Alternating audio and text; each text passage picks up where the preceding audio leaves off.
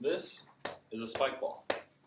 Some of you may have seen these around campus, along with the nets, players, and exclamations of excitement that accompany them. All of these together make up the game spike ball. Seeing as how spike ball has become increasingly prevalent among college campuses, I believe it's important that we understand what this growing trend is, as well as how to join if interested. I've been playing spike ball myself for a couple of years, and I'd love to share with you guys everything I know about the game. In this speech, I'm going to go over how spike ball grew from a relatively new game into a national sport in recent years, how the rules are simple and easy to learn, as well as how it boasts a welcoming community for anyone who wants to try it out.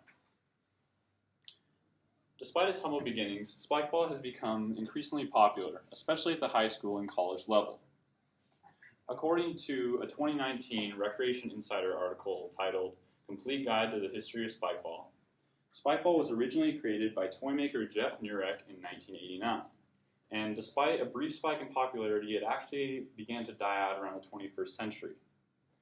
However, Patricia Mertz-Eswing's 2017 article titled An Old Game Gets a Do-Over states that in 2008, Chris Reuter revived spike ball when he launched Spike Ball Inc. after realizing that the trademark on spike ball had expired.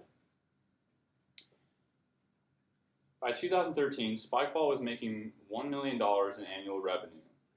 And a year later, big-name sporting retailers like Dick's Sporting Goods and Big Five began asking spike ball to carry their sets in their stores.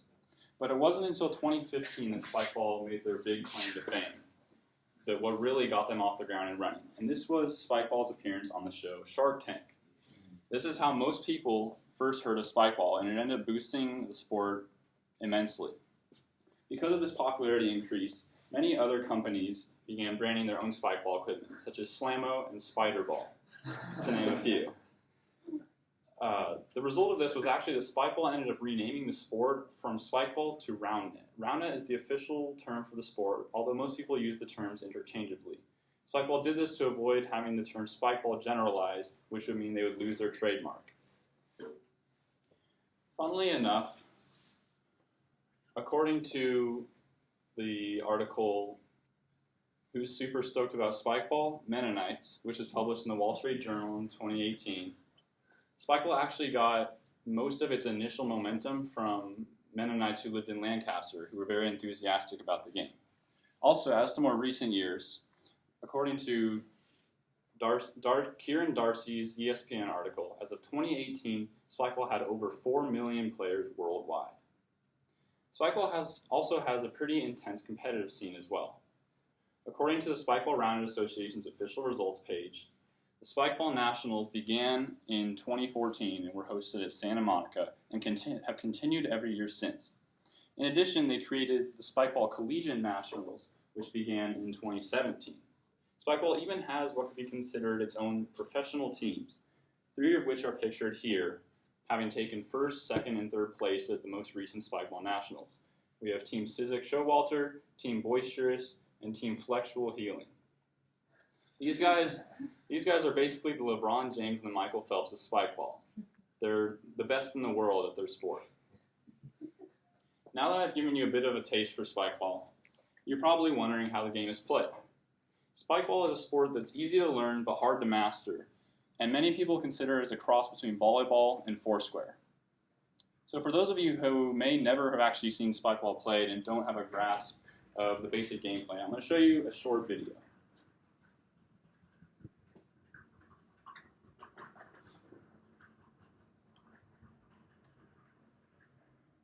Sorry, the sound.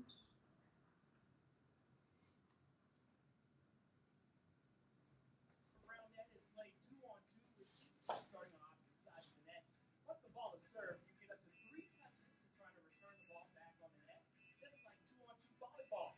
Think bump, set, and spike.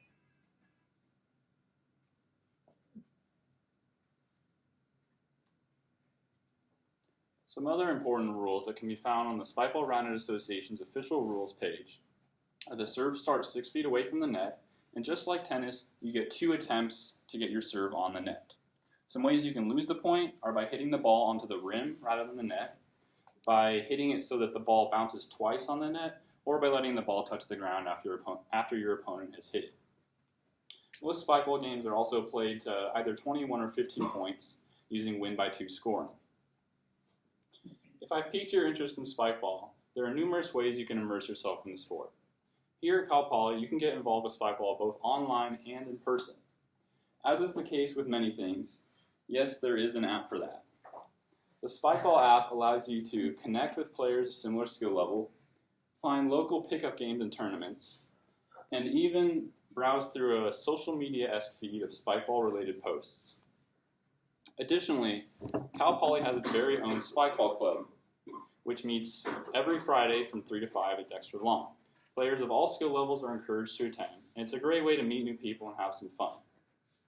Cal Poly Spikeball Club is also home to Jacob Payer and Sam Buckman, who are the top collegiate round net team in the nation and recently won the 2019 Spikeball Collegiate Nationals. So not only would you be having some fun and learning a new sport, but you'll be surrounded by some of the best round net players in the country. For any of you who might like to consider taking your spikeball skills to a competitive level, Cal Poly Spikeball Club does have options. They create squads of 3 teams that actually travel out and play other colleges. Finally, the best way to get involved with spikeball is just to play with friends. Grab a couple of buddies from your dorm, take a net with you, and find the nearest lawn space available. I'm sure you'll meet new friends, and you'll also really improve your spikeball skills. All of these are great ways to get involved with spikeball. Although spikeball began as a toy marketed towards kids, in recent years it has really grown into a very versatile sport that offers something for players of all skill levels. The rules are simple since most people already know how volleyball works, which means you can begin playing in minutes. Finally, there are no shortages of opportunities to get started with spikeball here at Cal Poly, whether it be through the app or by physically playing. I hope all of you have learned at least one thing you did not previously know about spikeball. And I also hope that maybe some of you are considering adding spikeball to your list of new activities to try. Thank you.